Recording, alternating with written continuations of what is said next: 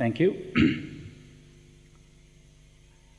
So my name is Srikant Jagabatula. I'm from NYU, and this is a joint work with Vivek Parayas and Devavrat Shah, both from MIT. The implementation that I'm going to talk about was done by our industry partner, Celect, and many thanks to the Celect team. So let me start off with giving you a broad business context and explaining the problem that is of interest to us. Okay. So our industry partner is Celect. Celect is a venture-backed startup company that is based out of Boston. The Celect product is a predictive analytics platform that provides software-as-a-service solutions to retailers. The Celect technology has won several awards and recognitions. For instance, Celect technology was listed as one of the top 50 innovations coming from MIT's CSAIL, alongside other companies such as Akamai and technologies such as encryption. In fall 2014, Celect won the DemoGuard Award. This is an award that is given in recognition of very innovative technologies and products in the smart data category. So within its brief existence, Celect boasts a list of very large retailers as its clients, such as Urban Outfitters, Bon-Ton, and Anthropologie. So Celect offers various solutions to its retail clients to address some of the key fundamental problems that the retailers face. Our focus today in the talk will be on one such solution, which is the assortment optimization solution. This is a solution that Celect offers to its retail clients to help them build optimized and hyper-local product assortments at each of the stores. What I mean by hyper-local is that the assortment that is carried at a store is customized to the particular preferences of the customers who shop at that particular store. So Celect offers its technology to various retail clients. Our focus will be on one particular client of Celect, and this is the client where we assessed the impact of the Celect technology through a controlled experiment. So the retailer that is of interest is a mid-sized retailer that is based in the US. It has a revenue of about $3 billion per annum, and it has about 300 stores located all across the United States of America. The retailer is a fashion apparel retailer dealing with high fashion items. The key decision problem of interest at the retailer is the merchandising function of the retailer. So the merchandising function is a key function. It's a key decision that involves several hundreds of millions of dollars for the retailer on a regular basis. And this decision is done by a team of buyers, planners, and what is known as an inventory allocation team. So the decision process basically has 3 steps. In the first step, the buying and planning team determines an assortment of products or brands to carry in a particular region, such as the United States. So for instance, I'm taking an example here of handbags. So the retailer may decide that it will carry Michael Kors, Chaps, and Coach handbags this season across the entire United States. The second step of the retailer is to determine what is known as the purchase quantities or the order quantities for these items. So the retailer may decide that this season it will invest a total of $20 million for the Michael Kors handbags, a total of $40 million for Chaps, and a total of $30 million for Coach. So once this decision is made, the allocation team allocates these purchase quantities across various stores. So in this example, suppose there are 2 stores, we see that the yellow bag was split equally, 50-50 between the 2 stores, 1 and 2. The black bag is carried only in store 1, whereas the red bag is carried only in store 2. So this is the function that the retailer uses essentially to make the decision of what to carry in the stores. Our focus will be particularly on the third step. So this is where Celect technology was applied. So the retailer, particularly the buying and the planning team, already decided the assortment to carry in the stores and the purchase quantities based on other factors that were of interest.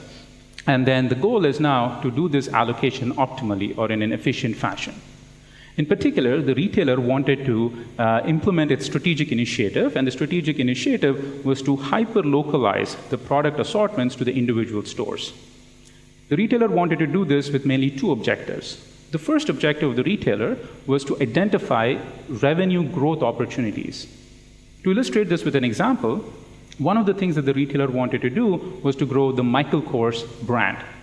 So in order to grow the Michael Kors brand over the next season, they needed to identify the stores where it is most profitable to introduce and grow the brand. So how do you actually identify these stores, right? And to do this, they wanted to understand the customer purchase patterns to figure out the best store to offer Michael Kors.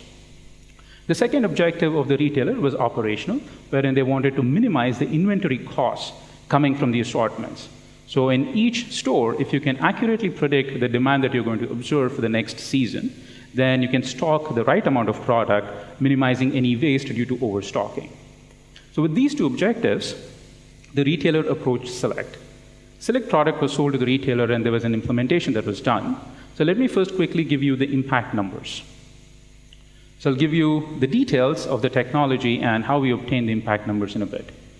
So the first thing that we notice is that through a control study, the Celect technology resulted in an additional 6.65 percentage points revenue growth at the retailer. And mind you, this was at the same cost or the same investment of the inventory dollars. So you're getting an additional 6.65 percentage points in growth essentially for free by being more efficient with your assortments. So what does this translate into? So here are a few back-of-the-envelope calculations that you can do. For instance, because the cost is the same and you're increasing the revenue, you can compute the potential gross profit impact by just dividing the revenue impact with the gross margin. This gives you about 20%. So this is a 20% improvement in the profit for the retailer. And just translating this into dollar figures, again, this is a back-of-the-envelope calculation, just take the $3 billion in annual revenue, multiply it by the pure profit, which is 6.65%, which gives you a potential of about $200 million per annum in the profit growth. Okay. So the question is, how did we achieve this growth, right? And how did we actually do the attribution? So the rest of the talk will focus on that. So before I describe what is that we did, the intervention by Celect, let me first talk about the existing setup or existing decision process that is used by the retailer. So while I'm talking about one retailer, what I'm going to describe is representative of most of the retailers that we have talked to. So most of the retailers, what they do is they combine the managerial insight or expertise with some of the trends that are gathered from the data in order to make these decisions. As an example, the firm may decide that next season it should increase the spend on athleisure wear. Athleisure wear is athletic wear that is worn in casual circumstances. And they do this because the macro trend suggests that it is going to be very big next year. Okay? Or the retailer may look at the data and say, oh, for this particular store, there were 200 platform sandals that were sold last year. There were 100 that were sold the year before. So let me forecast a demand of 300 platform sandals next year. So basically a hockey stick growth. Okay? So this is the type of decision making that is used today. Of course, it doesn't use data in any effective fashion. And even to make use of the data in any fashion, the problem currently is that the buying and the planning team will have to deal with a large volume of data. And this data usually is in the form of spreadsheets, which is very hard to read, which are very large, and if printed would be an inch thick. And you need to get this data from multiple sources, multiple systems that have like different interfaces to deal with. Right? So what is the problem with this approach? The problem, obviously, is that this is a decision of very huge magnitude. It involves hundreds of millions of dollars, right? And if you don't use data in any effective and meaningful fashion, then there's a high risk of missing these growth opportunities, which are very, very non-trivial. And I'll illustrate this with an example later on in the case study. So what we wanted to do was to come up with a data-based automated decision support system that will help the retailers make this decision in a meaningful way. Okay? So now let me describe some of the technical details behind our approach. And I'll try to do this at a pretty high level because I don't have the time to get into all of the details. But I hope that it'll convey the gist of our approach. So the technology at the core runs on two modules. The first module is a demand predictor, and the second module is an optimizer. The optimizer takes as inputs the assortment and the purchase quantities decision that we get from the buyers and planners, And it computes an optimal allocation of these quantities across all the stores within the country. In order to compute the optimal allocation, the optimizer generates several candidate allocations. It queries the demand predictor with each of these candidate allocations. For each candidate allocation, the demand predictor produces the predicted demand for each product at each store. And the optimizer then takes all of these demand predictions and determines the best allocation that maximizes the expected sales or revenues or profit. So this is how the optimizer works. Now, what about the demand predictor? The demand predictor takes in as input store-level purchase transactions data that are tagged with a customer ID. Usually these are readily available from the POS systems. And also the store-level inventory data that are available from the inventory systems, combines these two and produces a prediction for the demand for every given candidate allocation.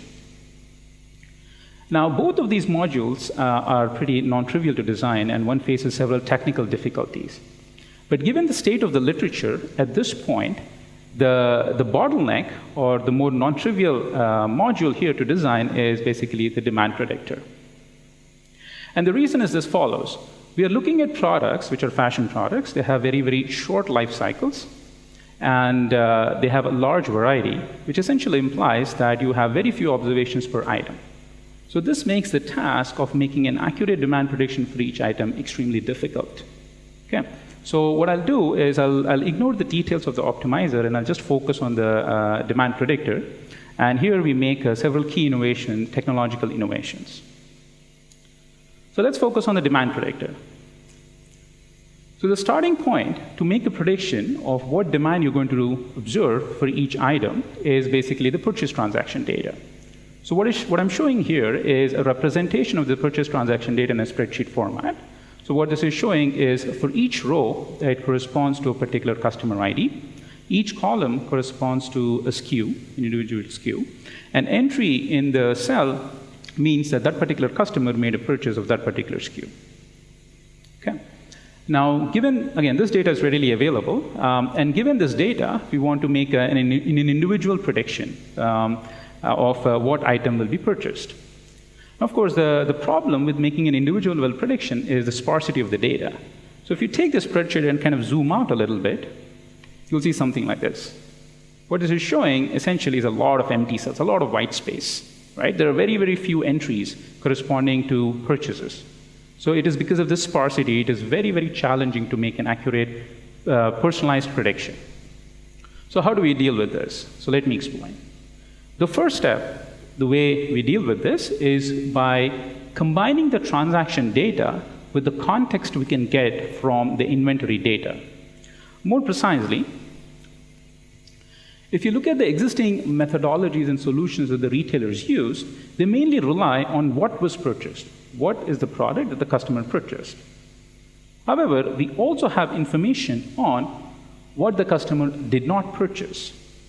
And this information is coming from the inventory data. The inventory data, store-level inventory data, tells us what was offered when the customer visited to make the purchase, right? So essentially, this gives rise to a choice context of what was purchased and what was not purchased. So we enrich the existing purchase observations of the individuals with the inventory data to convert them into choice observations. Now that we have converted all these observations into choice observations, we come up with a demand model that is based on a discrete choice model. So our approach is based on building a discrete choice model that is personalized to each individual customer.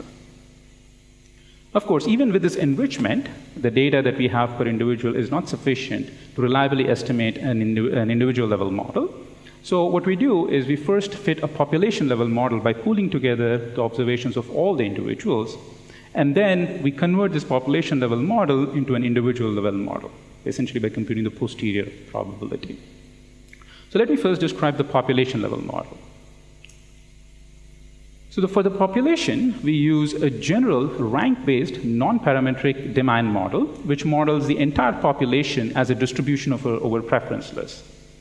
A preference list of a product is simply a list or the ordering of the products in the decreasing order of their preference. So here is an illustration. Suppose Going back to the handbag example, suppose I have 3 bags, and let's focus on the first preference list that is listed here. So this preference list indicates that the black bag is preferred to the yellow bag, is preferred to the red bag. With 3 products, there's a total of 3 factorial, which is 6 possible preference lists. Those are listed here. And the number at the top of each preference list indicates a weight of the preference list. Now, given this is how a user makes a choice.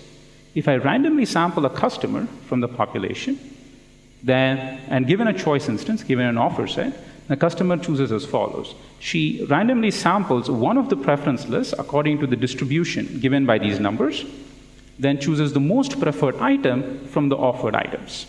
Okay, let me illustrate this. So for instance, I can use this to compute the choice probabilities that are of interest. So suppose there's a customer, and I decide to offer all 3 bags to this customer, the black, the yellow, and the red one.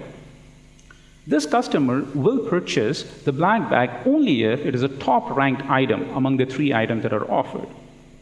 And that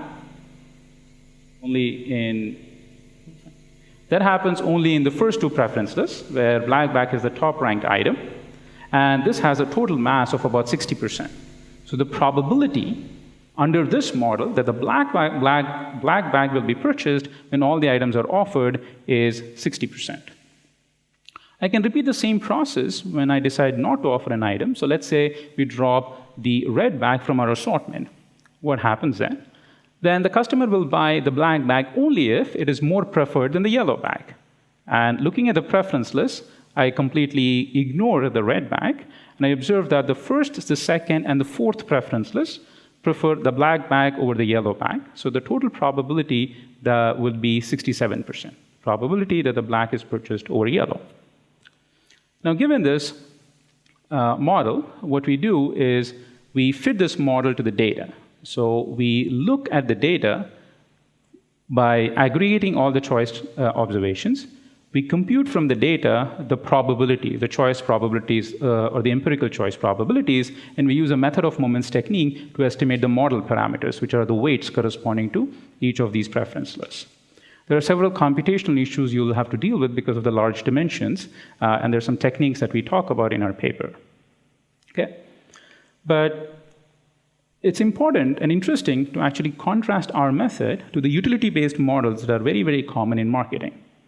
So in particular, if you use a utility-based model that is shown on the right side, what it says is that each item has a particular utility, and a customer picks the item with the maximum utility. Now, as far as choice is concerned, the actual utility values don't matter. All that matters is the ordering, the preference ordering that is induced by the utilities. Because of that, the rank-based model actually subsumes the random utility maximization class of models that are very well studied in the marketing literature.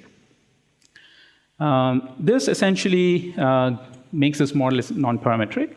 On the other hand, if you have a parametric model, you'll need to make some parametric assumptions on the structure of the utility, like the multinomial logit model, nested logit model, mixed logit model, and so on. So what does our nonparametric model bias over the parametric approach? And that comes down to basically the ability of the model to scale with the data. To understand this, let's focus on the parametric model, and let's ask ourselves the question, in a given context, suppose I want to maximize my predictive power, what is the right model structure? Is it multinomial logit? Is it mixed logit? Is it something else? The answer to this question actually depends on the data that we have. So if you have less data, you should use a more parsimonious model. If you have more data, you have the flexibility of using a more complex model. Otherwise, the model could either over or underfit. In any given context, if I have some data, it's very unclear whether the data I have is sufficient for the model I choose. So that's why when you fit a parametric model, it often suffers from over and underfit issues. In the non-parametric case, the way we design the model, the data itself picks the model. So the complexity of the model scales with the data. This makes the model more robust to these over and underfit issues. And there's evidence to prove this, because in one of our papers, we show that the non-parametric model obtains about 20% improvement in prediction accuracy over the parametric benchmarks on car data. Given this, let me quickly summarize how we take the population level model and come up with an individual level model. So to illustrate that, here is a simple example. Suppose we estimated from the data that the population consists of 2 preference lists, okay, which are listed here. And now consider a customer such as this, right, who has chosen the black bag over the yellow and the red bag. So for this customer, what we do is we compute what I call similarity metrics, W1 and W2. So W1 measures how well the first preference list explains the observations, the choice observation of this particular customer. And similarly, W2, and then we reweight the weights of the preference list as shown here. So what does this mean here in this context? As you can see, it's easy to see that the first preference list, where black bag is ranked the top, explains the choice observations better than the second preference list. So when you compute a similarity metric, W1 will be bigger than the W2. So when you reweight, you'll see that the condition on the observation we have, the customer is more likely than an average customer from the population to sample the first preference list. Okay? So you can also think of this and formulate this as a Bayesian framework, where what we have computed essentially is the posterior distribution for the customer condition and the observations, with the population distribution as the prior. Okay. So what I just described really quickly in the last maybe 8 minutes or so is actually a body of work that was done more than 8 years. And I didn't describe a lot of the other work. And this body of work received a lot of recognition, both in the machine learning operations management and the revenue management communities. Here I'm listing a few of the best paper awards we received. There were 2 patents that were filed on this work through MIT, and these are licensed by Celect.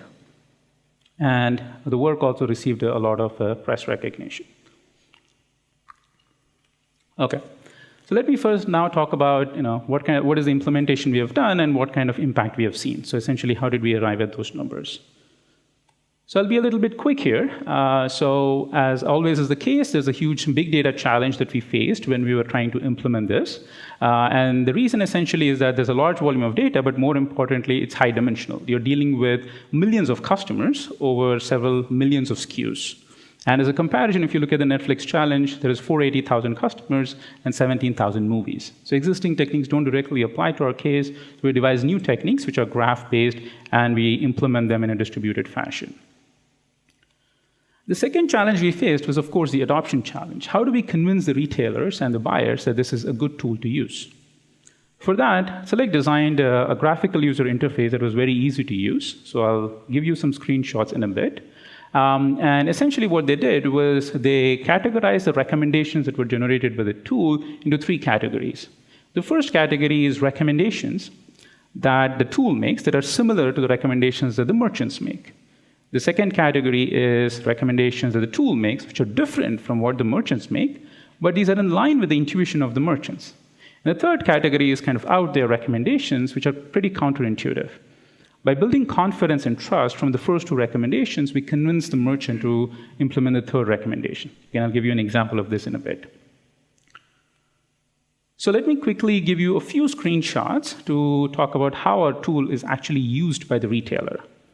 So what is being shown here is a tree map. So let me kind of parse the tool very quickly. So we are focusing on the category, which is jackets and blazers. We are looking at 2 stores, Las Vegas and Milwaukee store.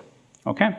And you see a box, and each box corresponds to a brand. So for instance, this is a Ninevest brand. So the size of the box corresponds to how many dollars will be invested in that particular brand. Larger the size, larger the dollar investment. The color of the box indicates the delta of the investment relative to last year. So blue means grow the brand compared to the last year, and red means shrink the brand compared to last year. So for instance, Vince Camuto should be shrunk this year. Okay. And there are these interesting yellow boxes which excite me the most. So what these yellow boxes indicate is that these are new opportunities. So Izod is a jacket brand that was not carried in either of these stores last year. And our tool is recommending that it is a good opportunity to introduce this brand in this particular store. Note that we don't have any data on Izod in this store, so essentially our technology is correlating the purchases of customers in this store with customers in other store to identify this opportunity. This tool also allows one to quickly change the constraints and understand the impact of the change of the constraints. So here, suppose we decrease the maximum allowable delta from last year for a brand from 30% to 10%. So grow any brand if you want, but make sure that the growth is no more than 10% from last year. So that's what the constraint is saying. If you do this, the map changes. And now you can see, for instance, that Calvin Klein, which was blue color previously, becomes a red color now. So in isolation, it was a good idea to grow the Calvin Klein brand, but when you constrain the problem, it's a better idea to decrease the Calvin Klein brand and grow other brands, like, for instance, Izod again. Okay? So this allows the retailer to quickly change the constraints and understand the impact of the changing constraints. And by the way, this takes, if you actually run the tool, there's a demo online, it takes about 30 seconds to go from one constraint to another constraint. Using the current process, it would take days. So literally, that's the difference. Okay, so now let me describe the control experiment and how we do the attribution. So to do the attribution, the 6.65 percentage points of revenue growth that I mentioned, we ran a control experiment. In the control experiment, there were 10 test stores and there were 10 control stores. The period that is listed here, this is in 2014, from August to September, 2 months. This is the test period where the Celect technology was applied to a few departments within the test stores. And this is the trailing 6-week period which we use to correct for any trends that we observe within the store. So what we observed was 5.71%. What this number means is that at the 10 test stores, over the departments where the Celect technology was applied, there was a 5.7% year-over-year growth during the test period. So when you compare to the last year, over these departments, there's a 5.7% year-over-year growth. Now let's compare this number against what happened over the last 6 weeks. As you can see, over the last 6 weeks, actually there was a shrinkage. The growth was negative 0.54% for the last 6 weeks.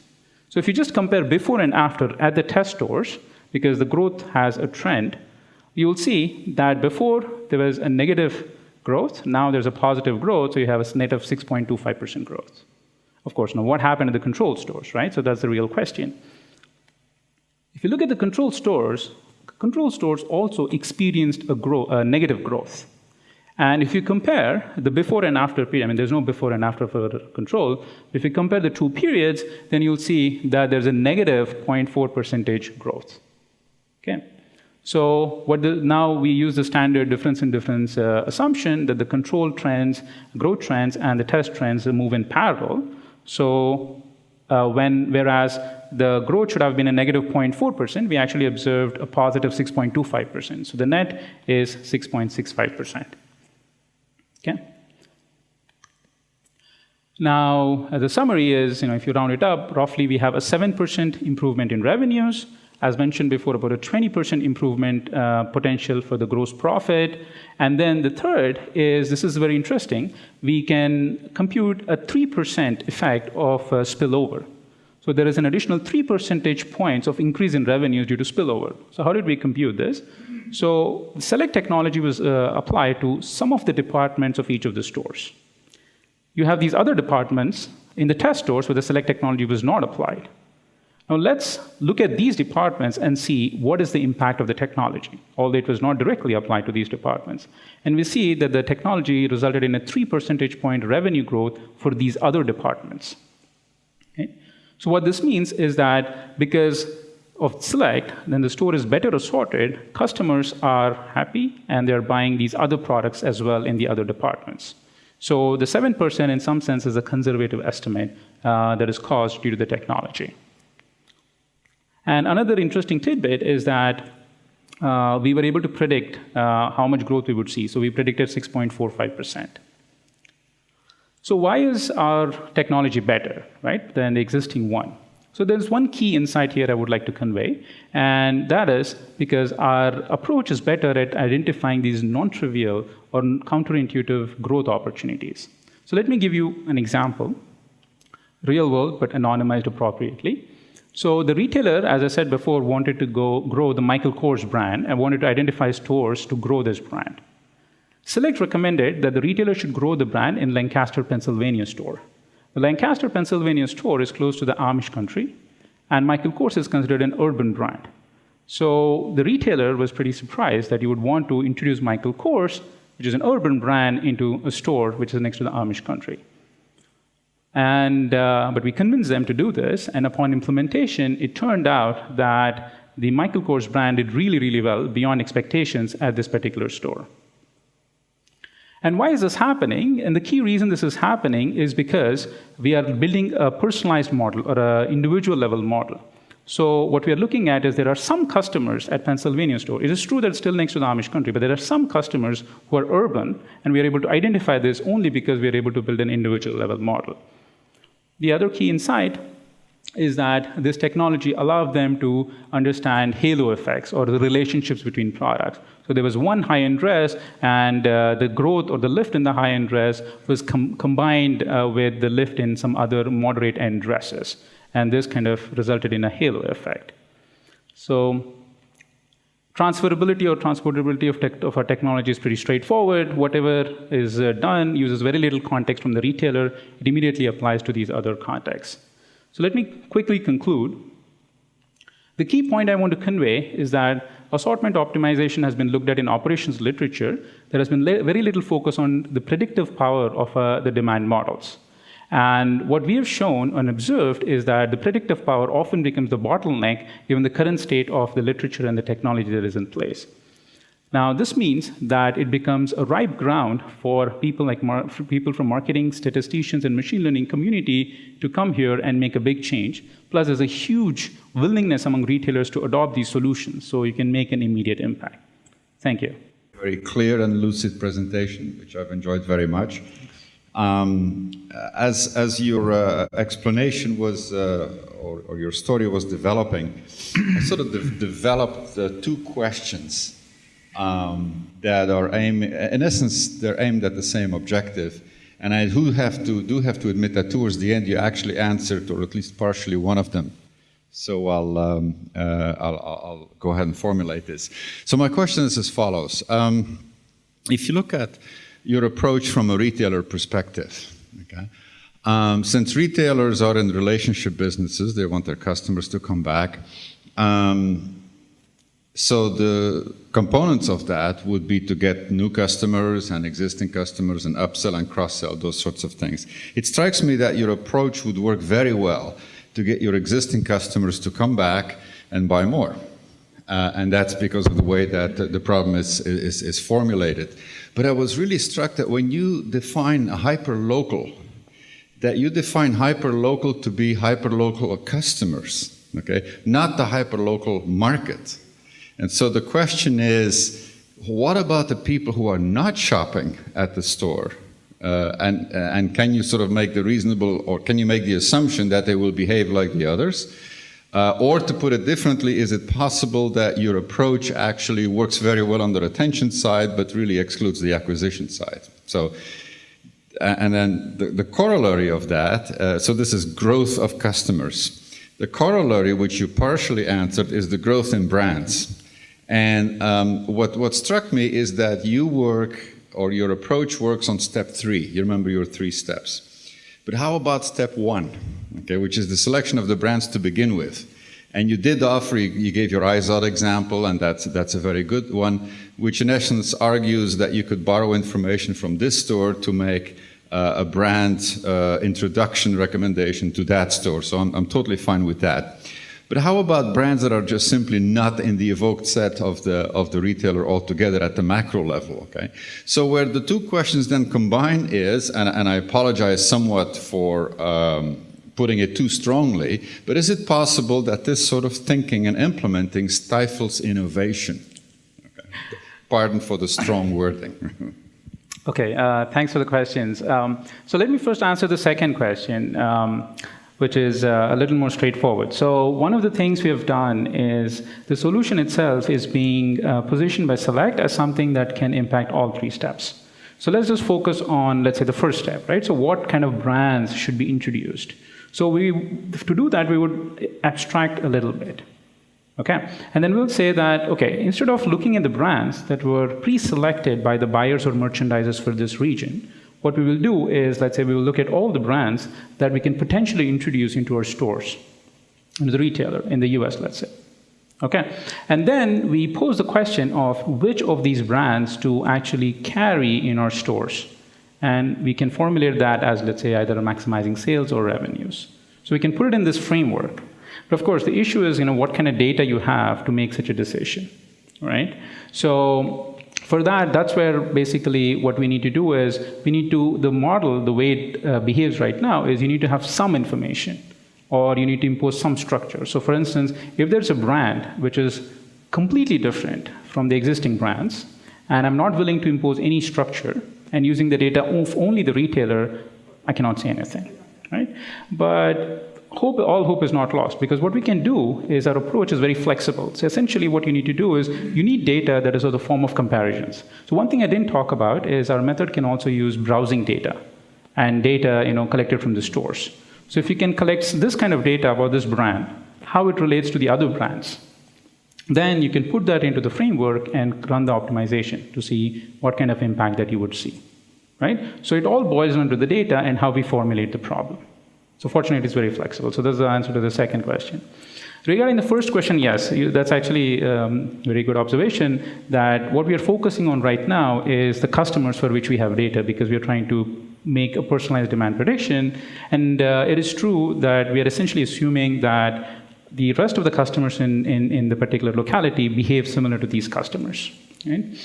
Now, again, the question would be, what else can we do? And here, potentially, we could use some demographic data, which, again, I did not talk about, to kind of understand, if these preferences really extend to the other customers, and are there any other patterns that can be recognized. So that's, I think, something that requires a little more work in doing not just customer retention, but actually customer acquisition. That has not been the focus. That is true.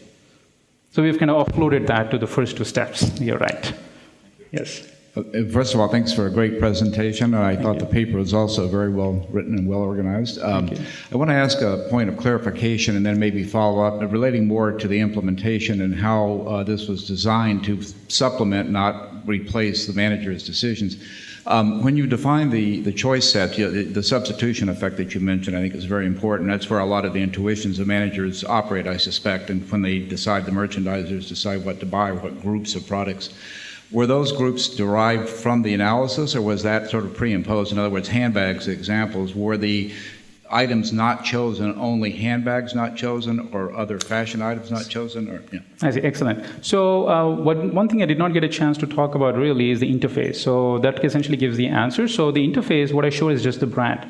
So you can actually drill down to size, brand, style combination, SKUs, and so on. So at the core, what the model is really doing is it's trying to build these models at the individual SKU level. But of course, if you try to do this at the individual SKU level, you may not have sufficient data. So there's some aggregation that is being done, right? So the aggregation that it is done depends on what kind of granularity you want. So you want brand granularity, it builds a choice model based on brands. And if you want granularity of brand style combination, builds a choice model based on brand style combination. It does it very, very quickly on the fly. Right. So in theory, then, you could actually, the recommendation might come back less of this handbag, but more from the same brand and scarves or something of that nature. Yes, absolutely. Yeah. Okay. That can definitely happen. So in this case, we are looking at jackets, so you can throw in other categories as well, and then look at the brand overall for that set of categories. Yes. Okay. And assuming you had some understanding of how the implementation actually happened, and maybe some time after that, you made the distinction between the sort of three possible outcomes. One would confirm the manager's intuition, one would be maybe different but within line of their thinking, and the other would be counterintuitive. And in the paper you described kind of easing them into that with the presenting those first two options first so they become comfortable with the predictions. How did they react to the counterintuitive recommendations? And I'm curious to see, was the model right and the manager wrong? And do we have enough data after the implementation to know how that played out? Right, so that's a good question. So basically, the model is providing several recommendations. And one concrete example that I do have is the Michael Kors example that I've given, wherein it is counterintuitive, and the manager actually followed a recommendation. And the implementation later on showed that it was a successful recommendation. So that kind of, in some sense, was a positive thing for us. But definitely there was kind of broadly some hesitation to following blindly the recommendations. So one of the things the managers tried to do, and we had to do, was try to provide some reasoning behind why we are providing this recommendation. So the short answer to that question is it was kind of mixed. There were a few things that they seemed convinced by and they decided to implement. There were a few we had to wait for the next time.